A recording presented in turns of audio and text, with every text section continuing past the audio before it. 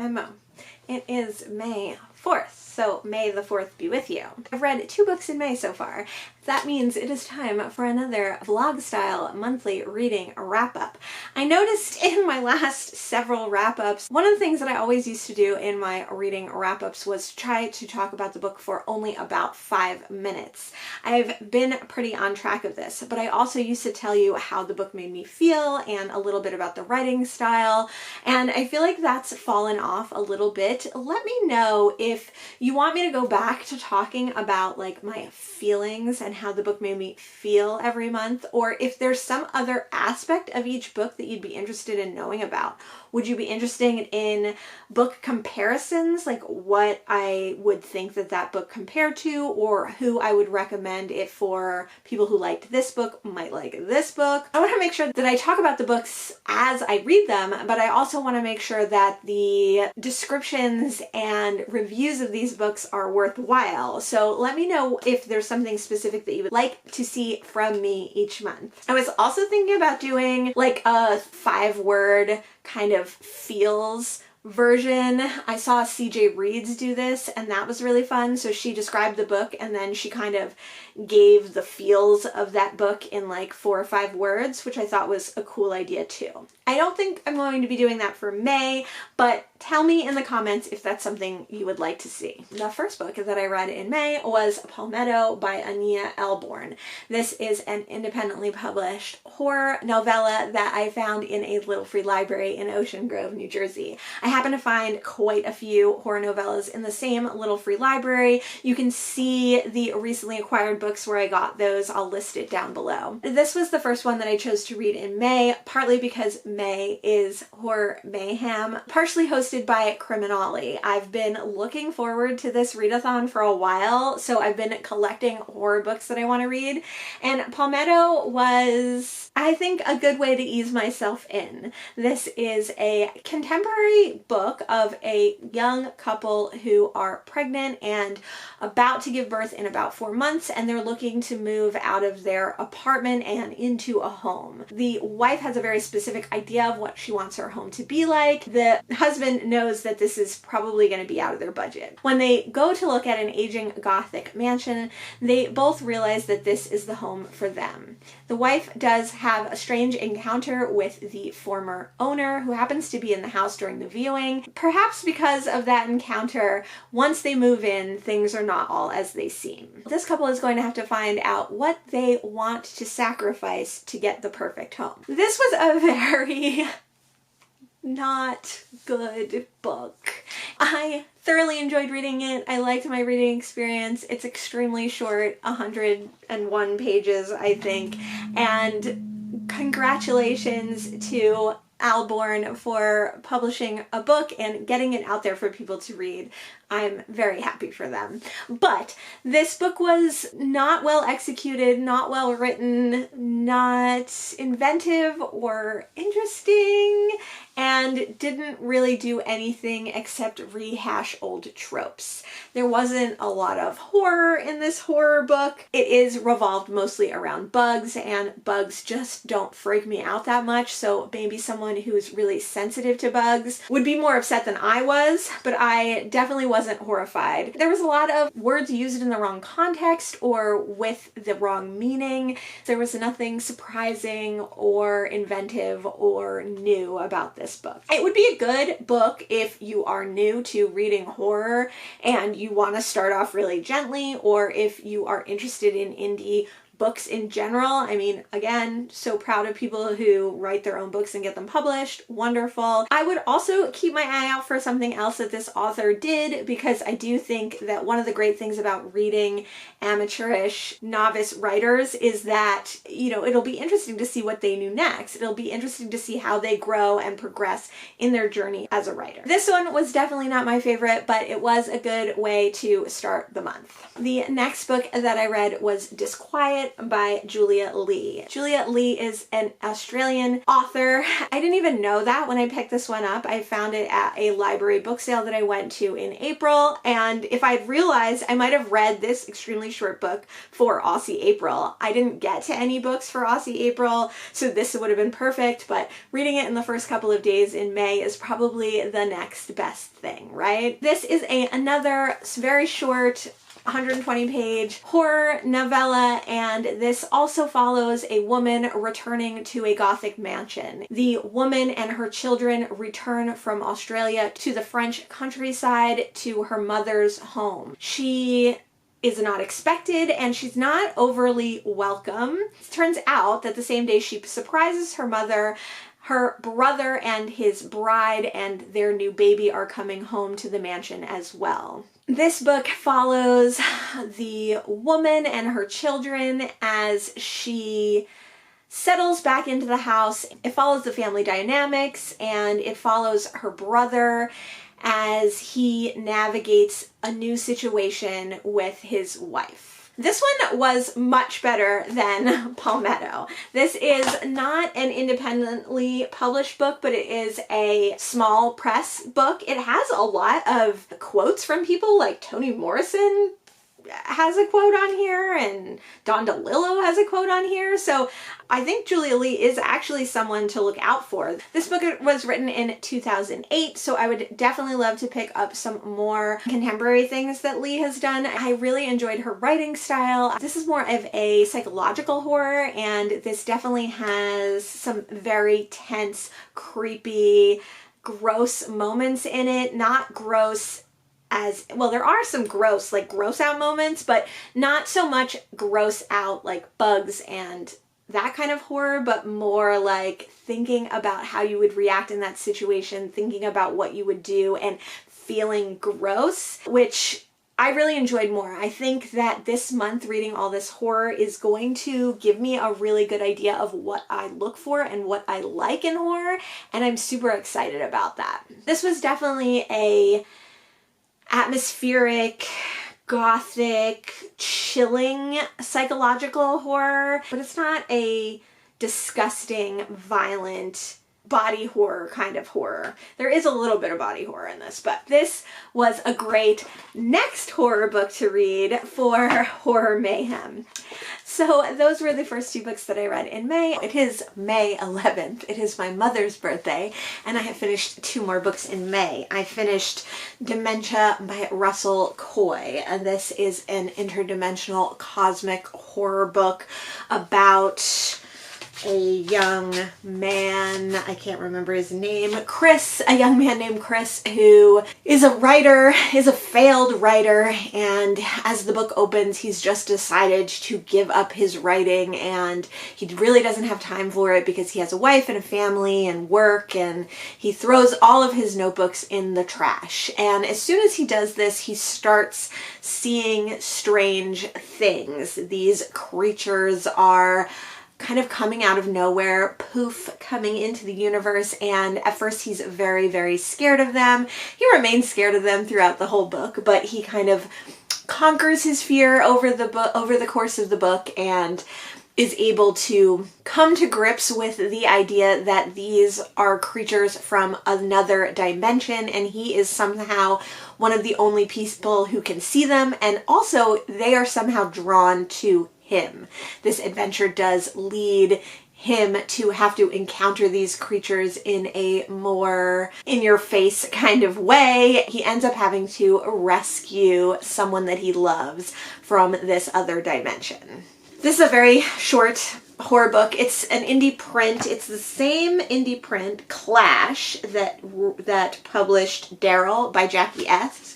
I've heard a lot of good things about Daryl by Jackie S, and I've also heard that it's really, really weird, and this was definitely a very weird book. In one sense, the writing style is quite weird because it plunks you down in the middle of a kind of established story and doesn't really mind that it takes you a little while to catch up. And in the other respect, it is about creatures from another dimension, so it is weird like that as well. This book didn't really work for me. I didn't like the tense that it was written in. It's written in the tense that you are, like, Chris is doing the things as you're reading them. So he is throwing away the notebook. He is seeing creatures. He is talking to his daughter. So it's all, whatever that tense is, like, I guess it's present. I don't know. I don't usually read books like that. And this one, I didn't really enjoy that aspect of.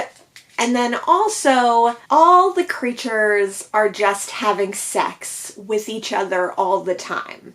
And the implication is that this other dimension, people or creatures are just constantly pleasuring themselves and each other, and it's all about penises and sex and the male sexual objectification of literally everything. I just found it not well done, not clever, not interesting. I think that you could probably make a book that was a little bit more in depth, but this read to me like male fantasy, a little bit male rape fantasy, a little bit destructive sexual behavior, and it just wasn't interesting. It wasn't clever, it wasn't interesting, it wasn't well done.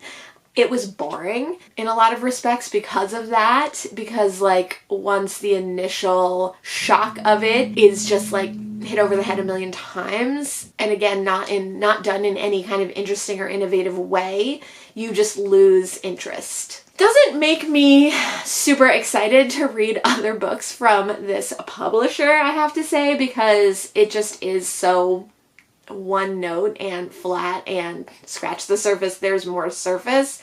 There was nothing super compelling or interesting about this story, and the character development, partly because you were dropped right in the middle of the story, is definitely lacking. I love the cover.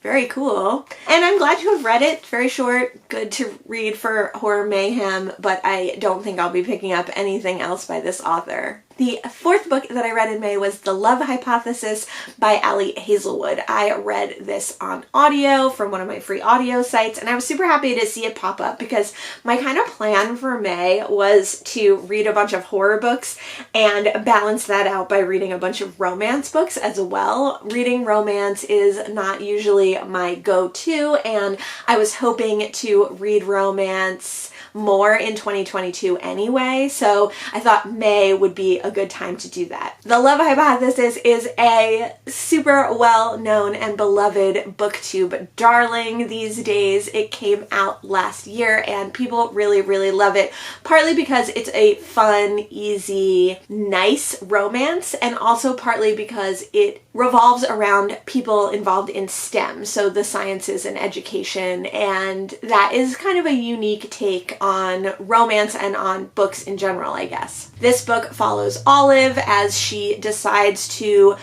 go for her doctorate, I guess, in science. She has lost her family young, and that impact has driven her to want to find a cure for pancreatic cancer. So she is undecided if she really can pursue STEM and academia as a career, but she's so invested in her finding this cure that she pushes through and does it. And one of the ways that she is helped along is that when she goes to visit Stanford, she meets a mysterious person who helps her realize that her reason for being in academia is good enough, whereas if she hadn't met this person, she might not feel that way. Later, we see her in Stanford, and she is still driven and passionate about her subject, and she's still excited to get things done, but now she's facing the problem of not having enough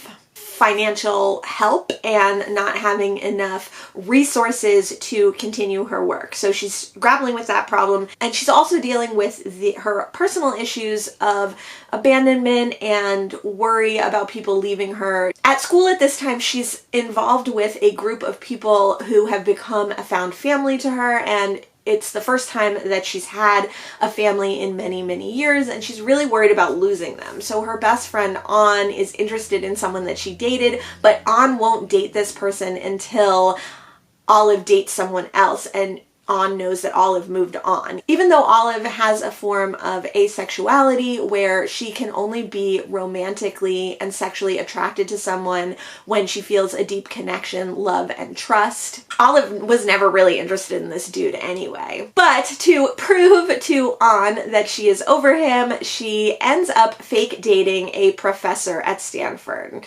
It's a funny interaction, and the way it comes about is very silly, but it ends up that this professor and she both have motives for fake dating, and it works out perfectly.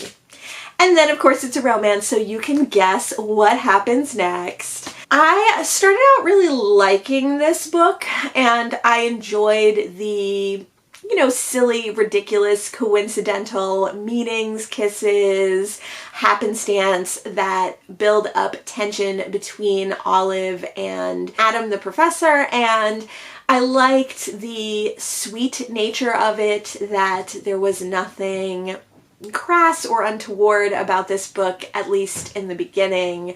There was really not very much of that in the whole book. There was a lot of tension, sexual tension and romantic tension, which was really nice and I enjoyed, but the book became very repetitive, and a common critique that I've seen of this book is how our heroine and hero are described, how our heroine is described as very, very teeny, and everything about her is petite, and she's so tiny, and she's so thin, and she's so little. How our hero is described as being huge, and giant, and big, and broad, and blah, blah, blah.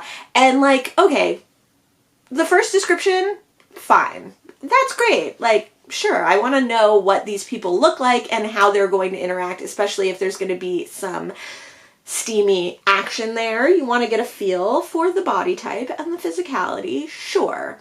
But it's repeated so many times that when we get around to the one and only steamy scene, it's repeated again and again within that scene, and it's just like uncomfortable or like not sexy at all, that you have to hear again about how tiny she is and how big he is. We get it. We already imagined it. Or if you want to have a little section in the beginning about that and then bring it into the sex scene, okay, I could see that too. But since it was repeated multiple times throughout the entire book, it just was really not pleasant. It made the scene not pleasant. I also think that they only fake dated for like 2 months or something. Every aspect of their fake dating has to be brought up in every scene that we see of them. And the miscommunication, because of course there's miscommunication in this book, has to be brought up at every interaction. It just got really annoying and irritating. And although overall I enjoyed this book, those aspects of it really brought it down in my enjoyment and brought it down in my overall feelings about this book. Like, I did like it, but it wasn't a new favorite romance. I think my favorite romance is still well met. I did enjoy the diverse nature of the love hypothesis in certain aspects. Like, there are people of color in this book, although very few, and they're only side characters. And I did like the science aspect of this book and how our main character is a little bit nerdy and a little bit academic, and how she's struggling with what the different aspects of science can be, that she's struggling with either going into research or academia. There are characters who are going into the private sector. There are characters who are going into the corporate sector. It was an interesting look at a subject that, like, I don't really know anything about. So I enjoyed that aspect of it. I would say that I would totally read more Ali Hazelwood. I know she has another novel coming out this year, and I know she has 3 novellas that she put out, like, between this book and the new book. But all the women and all the body types and all the men are the same in every book, and I don't think I can be bothered to read about how tiny these women are and how big this dude is and the same repetitive nature. Like, I just feel like those novellas and that novel are going to have the same repetitive nature as this book, and I'm just like, I'm not here for it. If you haven't read the STEM romance novellas by Ali Hazelwood and you would disagree with my idea, or you think that I would find something great about them, please let me know, because I would be interested in hearing your thoughts. So those were 2 more books that I read in May, and when I read some more, I will let you know. It is May 18th, and I have finished 3 more books in May. I finished The Sleeptight Motel by Lisa Unger. This is one of those short stories that I get with a subscription. I am working my way through them. I read a couple every month. I think this is the first one that I read in May. And this is a very short novella / short story horror about a woman who is on the run.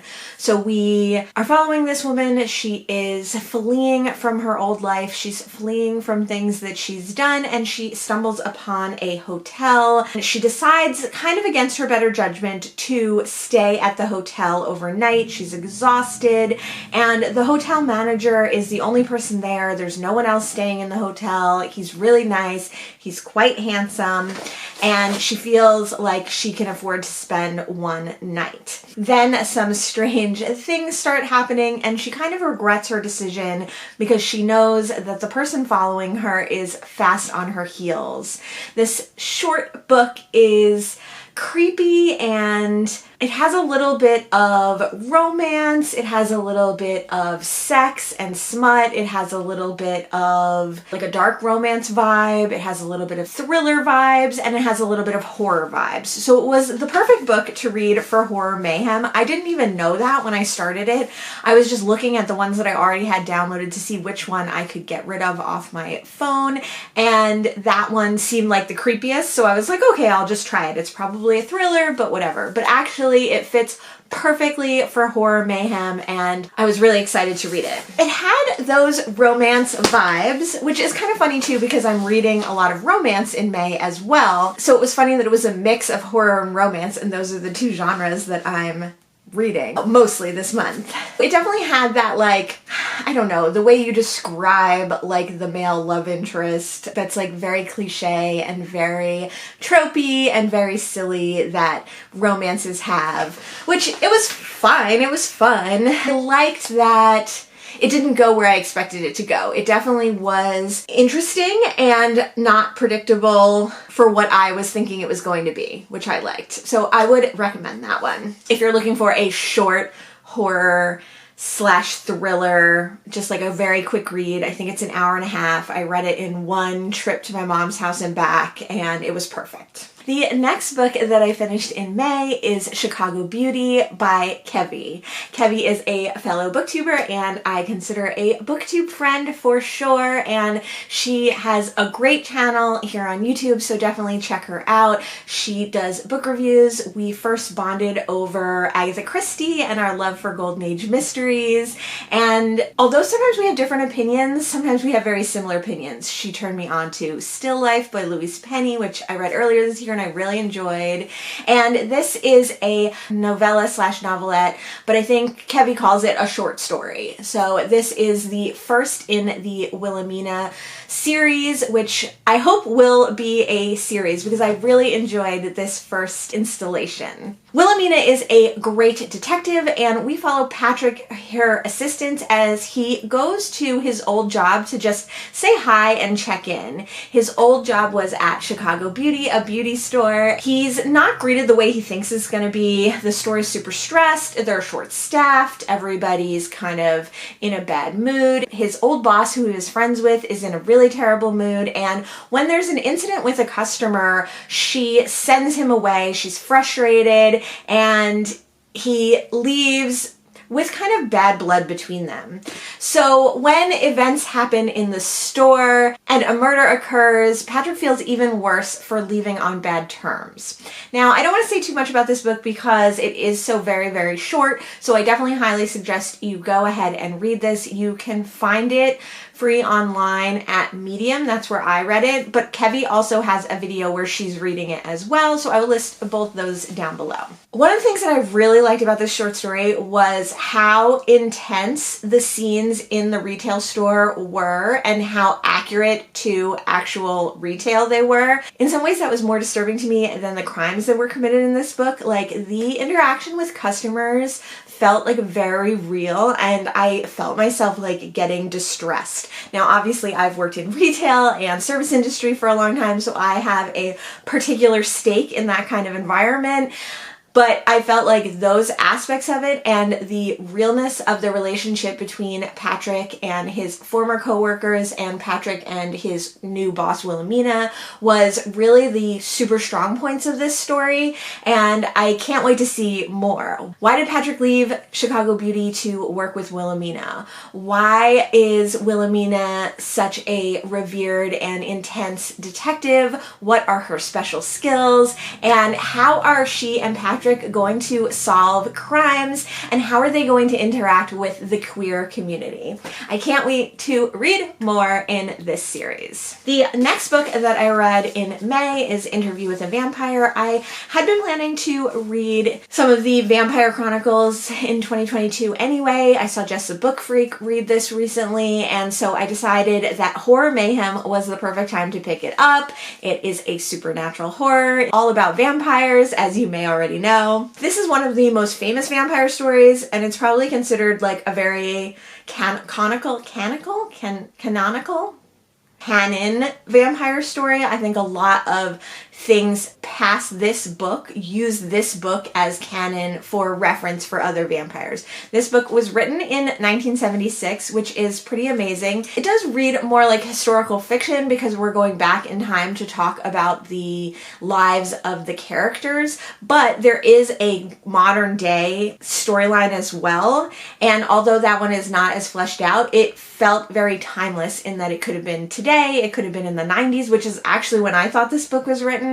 I thought it was written in the late 80s, 90s, not in the late 70s. It's a great book. It's still a great read. It holds up surprisingly well. I read this book a ton when I was a teenager, so I have reread it many times, but I haven't reread it in probably like 15 years, so I was excited to see what I thought of it and how it held up and what my feelings were and how it changed. So if you don't know what Interview with a Vampire is about, it follows Louis, who is a fairly young vampire. He was a young man living in New Orleans in the 1700s. He was a slave owner and plantation owner, and his family was rich and semi-powerful / influential. He lived with his mother, his brother, and his sister. When he tragically loses his brother, he kind of loses all faith in himself and the world, and he moves to the city proper of New Orleans, and he kind of just wants to lose himself, wants to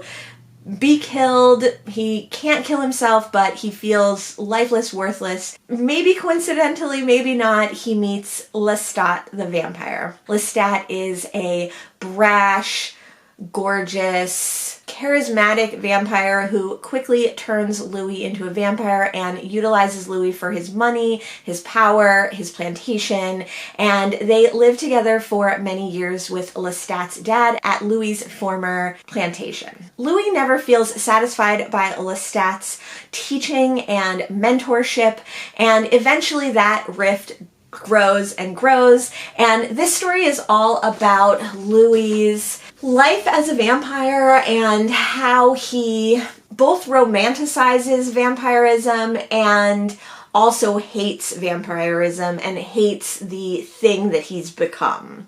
And I don't want to say too much about the story, partly because you know it. There was a movie made with Brad Pitt and a lot of other amazing actors and handsome actors, lots of handsome men in that one, of course. A lot of people have read this book and its sequels. We can leave it that this story is all about Louis and his life as a vampire. This book is really interesting to reread because while I did remember a lot of the plot points and a lot of the action that happens, also I conflated a lot of it with the movie. I've probably seen the movie a lot of times, although again, I haven't seen that one in probably 15 years. So there were a lot of things that I thought were in the book but were actually in the movie, or I thought were in the movie but were actually in the book, or the same things were in each but the way they happened was slightly differently, or the emotions that they imbued were slightly different.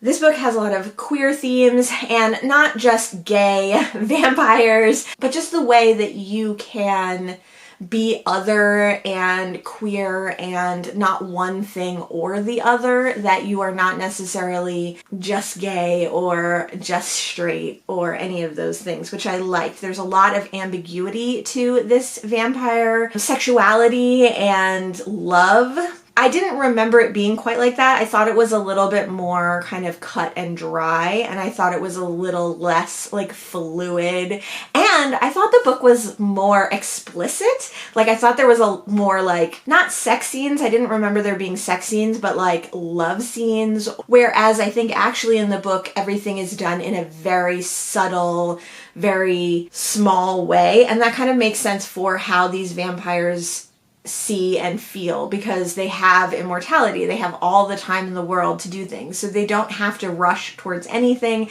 They don't have to speak as plainly as people do who have a limited time on the earth. I also didn't remember there being so much conflict in Louis about his vampire nature, and so much emphasis put on that Louis among the vampires is very odd and strange and othered, that he sees the world still in a very human way, where the majority of vampires turn very quickly to being creatures that see things totally differently, where he hangs on to his humanity and his human traits much longer than vampires normally do. So there is this real struggle in him of human versus vampire, of right versus wrong, of good versus evil, even though he's going to do the evil things, even though he is going to murder animals and people, he still finds those deaths impactful to his being. And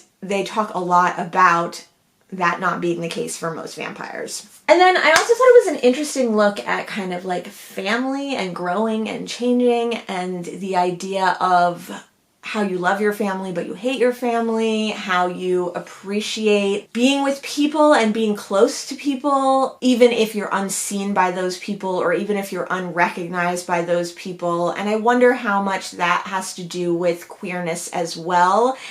The idea that your family might not be queer, and so they might not understand you fully, or they might not be vampires, so they might not understand you fully, or they might not be humans, so they might not understand you fully. Like, there is an interesting idea of how you can be close to someone and how you can love someone, but they don't know you, and you don't know them, and you don't share everything with them, and they don't share everything with you. There's also a little bit of commentary in there about if you push other people away, and if you choose to be alone, that you become even more isolated. As someone who loves to be alone, and as someone who is very selective over the people that I allow into my life, and who needs a lot of alone time, and who doesn't have a ton of friends, as an introvert, as someone who doesn't go out often, as someone who would stay in my house 24/7 and not do anything social in any capacity. It was an interesting idea to see that that can lead you to a dark path. And not that I don't know that, because I'm a person who has a social job, because I know that I could be a hermit. Because I know that I would rather stay home with my cats and my husband and my garden and never see another person. I know that it's important for me to have social interaction, to have interaction with other people. Louis is very similar in that he only wants these few people around him, and some of those he doesn't even want, but there is a knowledge or an understanding within him that he needs to seek out other vampires, that he needs to have interaction with other beings, that he needs to be close to someone. And who can he be close to? He tries being close to humans and he can't. He tries being close to his maker and he can't. He tries being closer to other vampires and he can't. So like, how does that work when you know you need it, but it's not working out for you? It's a very interesting aspect of the book that I definitely don't think I would have picked up on. I really wonder what my thoughts were when I was younger. I think it was just magical and fantastical, and the romance of vampires that attracted me to that book, and the romance of immortality. Maybe as a teenager I was just coming to that realization that even though being immortal sounds amazing, it's not always going to be amazing. But now I think there were a lot of other things to think about in that book, and I enjoyed thinking about them.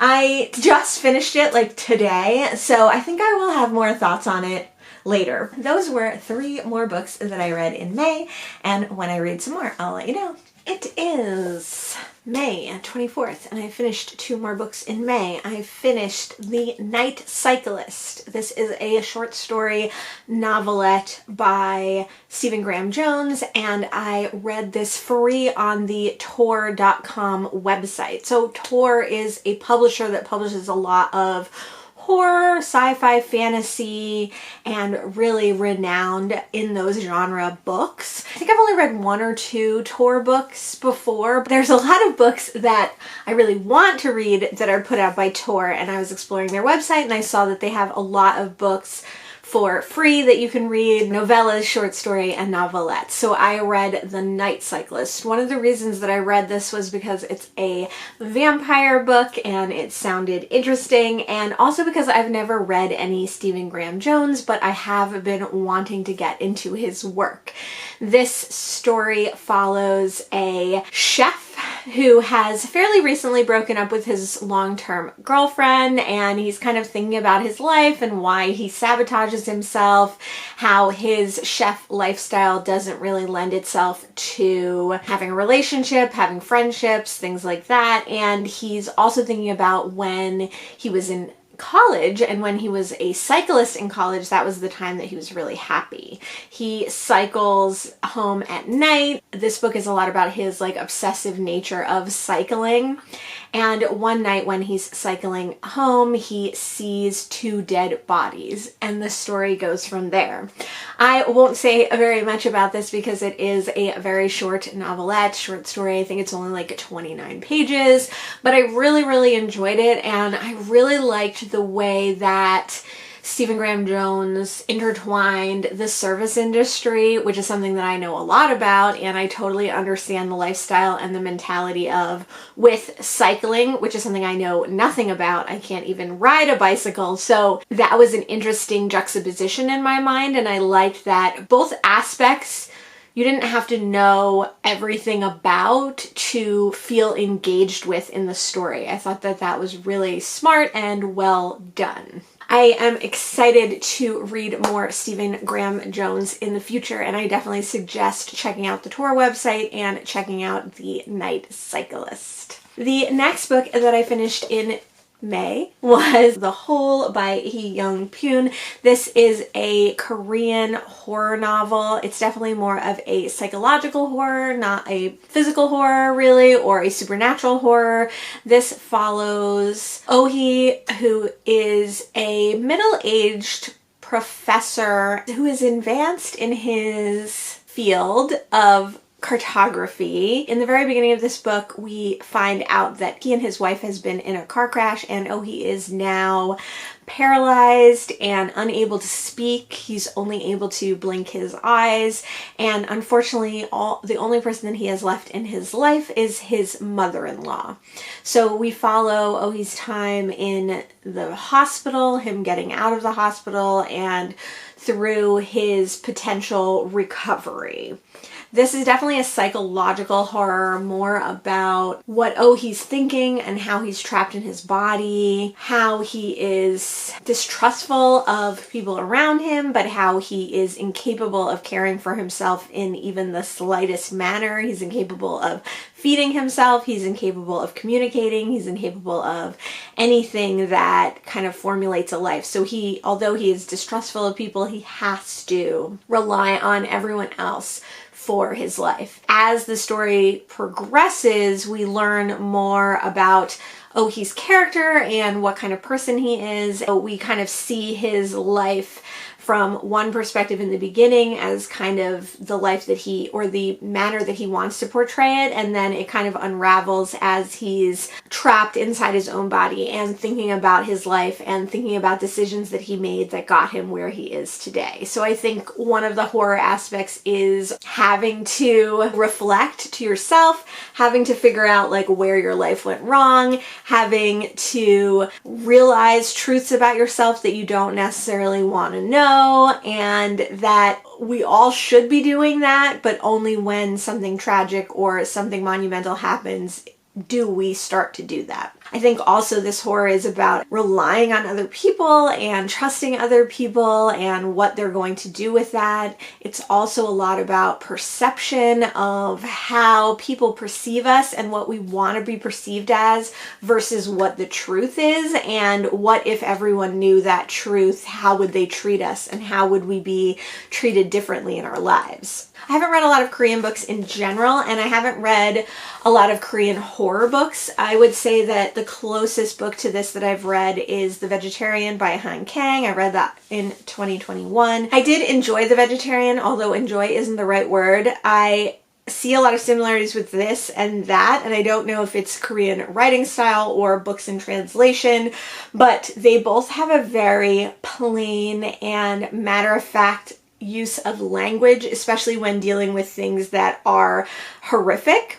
They both use a lot of humiliation as kind of their horror technique. I think one of the horrific aspects of the whole is definitely the humiliation that you would feel having to have someone else take care of you, wash you, help you go to the bathroom, help you eat, and specifically the humiliation of like men and men's bodies seem to be a theme in both The Vegetarian and The Whole. It's interesting that they were both written by women and that they are both from male perspectives, but male humiliation is a big part of both stories. And then I think the last themes that's very similar, and also one of the horrific aspects of both of these books, but especially The Whole, is the idea that your family secretly hates you, and although they're helping you, ostensibly they're doing everything that they're doing to you to help you, they're really just cruel and in some ways trying to hurt you or letting you hurt yourself. Culturally, I wonder if that is a common theme in Korean writing, and I wonder if that is a scary thing, that idea that your family, who is meant to be protective of you, is actually hurting you, wishes for you to be hurt. There's definitely a aspect of acceptance and lack of acceptance, and what you do that is accepted or not accepted, and how if you do things that are not accepted, that is horrible and bad. And there's also a little bit of an aspect of like accomplishment, and then if you accomplish the things that are expected of you and that are accepted, then you're doing well. And if you can't accomplish your goals and you can't accomplish something that is expected of you, then you are worthless and not important. There's a lot of things to think about, but ultimately The Whole didn't really give me anything that like I loved and that I'm super happy to take away. I think the imagery in The Vegetarian was more interesting than the imagery in The Whole, although I am glad that I read this, and this was one that I was wanting to read. I don't see myself holding on to this book or rereading it, and I certainly don't see myself revisiting this story in my mind either. Now, that's not to say that I wouldn't read something else by this author, because I would be interested to see if all their books are similar to this or they have different themes. And those were 2 more books that I read in May. It is June, and I have finished 3 more books in May to round out my May reading month. I finished Something Is Always Happening Somewhere by Kelly McClure. This was my first, oh, it matches my shirt. This was my first book pre-order, a Booktube book first for me, and I have an entire dedicated reading vlog to reading this book. It is about Dale Travers, who has moved from Brooklyn to Long Beach with her wife, and she's settling into her new job, and her wife's settling into their life there, when one day Dale comes home and a tragedy awaits her at home. This is a graphic horror, but also a psychological horror. Trigger warnings for rape and abuse and murder. This book follows really what happens to Dale in the wake of this catastrophic, horrific event. It is very short. It's only 130 pages, and it is very bleak. It's very depressing. It's very bleak. If you are not up for a depressing read, don't read this one. But if you are interested in reading a debut author, I would definitely suggest checking out this book. I think it was not my favorite book subject matter wise, but I really am interested to see what this author does next, because the story, even though a lot of it was following Dale just processing this trauma, was compelling and interesting, and the choices that this character made you want to keep reading and find out what happens and find out what she ultimately chooses to do. Very depressing, very bleak, but I would recommend this book if you're interested in that. And I read this for Horror Mayhem, and also because it came out in May. The next book that I read, and I also read for Horror Mayhem, and this was also my TBR tackle book, that is The Only Good Indians by Stephen Graham Jones. I will have a dedicated TBR tackle reading vlog coming out for this soon. I always vlog all my TBR tackle books, and you can see those in a playlist down below. The Only Good Indians follows 4 friends who grew up on a reservation. They're Indigenous American people from the Blackfeet tribe. While they were on the reservation in their youth, they committed a crime against nature, against the elders, and this crime has kind of followed them their whole lives. And this book is all about when that crime catches up with them. So we follow different people and different perspectives when the consequences of their actions from their childhood catches up with them in horrific and terrible ways. I really, really enjoyed this book, along with reading The Night Cyclist earlier in the month by Stephen Graham Jones. It really cemented that I really like Stephen Graham Jones as an author. I'm sad that it took me so long to discover that, but I'm happy that I did discover it, and I'm happy to know that I will definitely be picking up more Stephen Graham Jones in the future. This book has been critiqued because it does have a distinctive writing style, and sometimes people find that hard to follow. I didn't have that problem. It definitely took me a little while to get into the rhythm of the writing style, but ultimately I really enjoyed it, and I think that that distinctive style being throughout every chapter and every section of this book helped this book have a very cohesive feel, because I do think that we jump around a lot in this book, a lot of different perspectives, a lot of different characters, a lot of different things going on, a lot of different subject matters and styles of lifestyle and storytelling in some ways, but then the actual writing style is very consistent, and I think that helped me stay on track with this book and feel that this book had a fully formed and cohesive whole to it. Whereas I think if it didn't have that writing style throughout, it might have felt very disparate, like many different parts or many different stories smooshed together. That writing style really made this feel knitted together in an understandable way. This book definitely has horror elements, trigger warnings for body horror, murder, but definitely it had a lot of animal violence, a lot of dog violence, a lot of really sad passages about dogs and other animals. This book made me cry at the end, at the very end, which I didn't know what was going to happen. I didn't know what was coming, and in the last really few pages, I definitely shed some tears in this book, which I think also like says a lot about how even though this book had a lot of separate stories and parts, that they all came together, and the overarching kind of ideas of conservation and respect and the opposite of cruelty, kindness, is prominent through this book. Even though it's a horror book, it has hopeful aspects and hopeful moments. So I really loved this one. I can't wait to find and read more Stephen Graham Jones.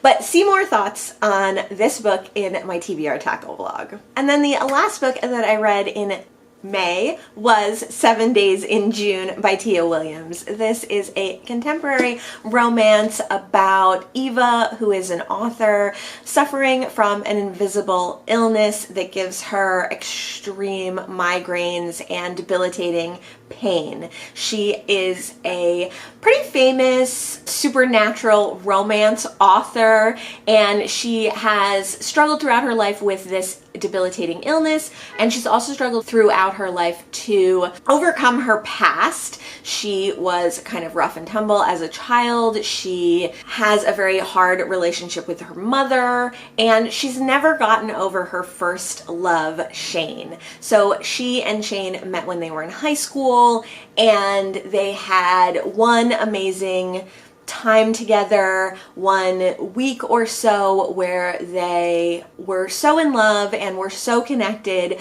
but when that week ends abruptly, it changes the course of both of their lives, and Eva has never really gotten over it. Shane is also an author, and he writes really dramatic literary fiction. He's kind of known as a reclusive, cantankerous author who doesn't do book tours or anything like that, but they reconnect on a book panel, and it goes on from there.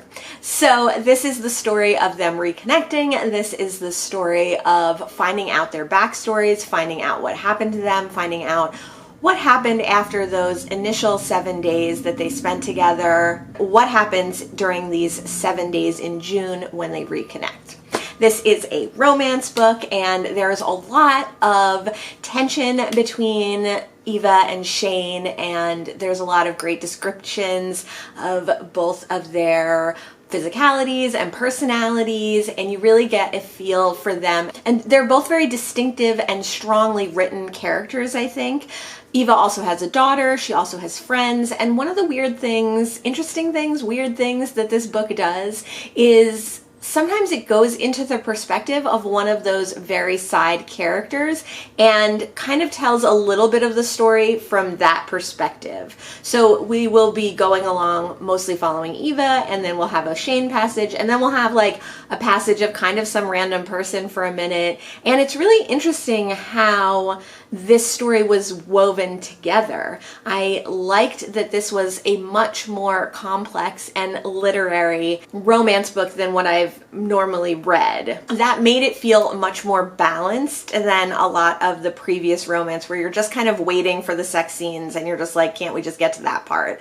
This made it feel much more like a strong, cohesive story. So I did really enjoy this book. There were some sex scenes, there were some steamy elements, and I really liked the sexual tension and also just the emotional tension between Shane and Eva. And I liked learning about their lives, and I just thought overall this was just a really strong book in general and a really interesting romance. I feel like in the corner of Booktube that I inhabit, there's been a lot of conversation about people who read literary books reading romance and what they think of them. And now I don't know if this would be a good book for more literary people to read, because maybe they want that really tropey romance escape. And this had some of that, but it also had that kind of more complex element. So maybe it would be a good place for non-romance readers to start.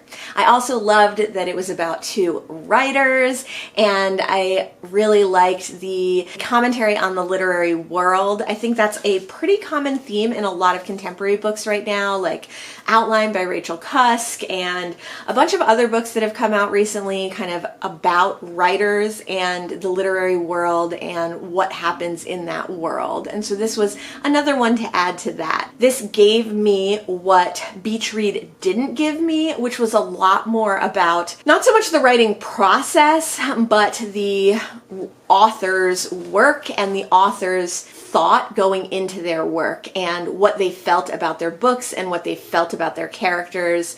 Whereas Beach Read really left me wanting more information and knowledge about the authors themselves. Although I really like this book, I would not call this a favorite romance. I did really enjoy it, but it didn't give me that like, ooh, romance spark that I have gotten from some other romances that I've read, but I'm excited to read more Tia Williams when I encounter more books by her. That was the 12th book that I read in May, and that rounds out my reading month. It was a really good, really interesting reading month. I read mostly horror and romance, but in such a diverse manner. So many different kinds of horror, so many different authors, so many different levels of enjoyment. Some of them I really liked, some of them I really didn't like. I read quite a few novellas and quite a few shorter books and quite a few indie books or small press books, so that is super exciting. I read a book by a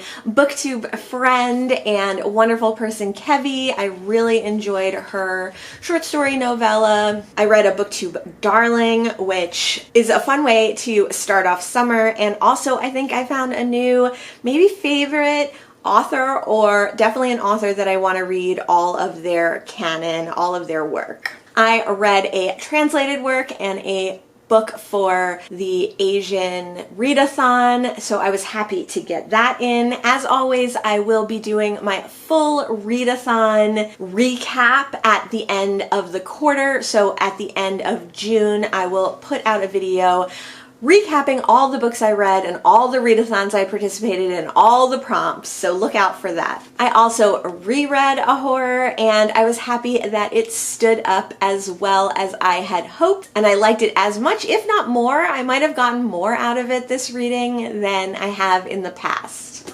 I also read a bunch of romance books. I definitely read some diverse books. I read a book from Australia, I read a book from Korea, I read an Indigenous American book, I read Black authors, so I'm happy with where I am for that in this month too.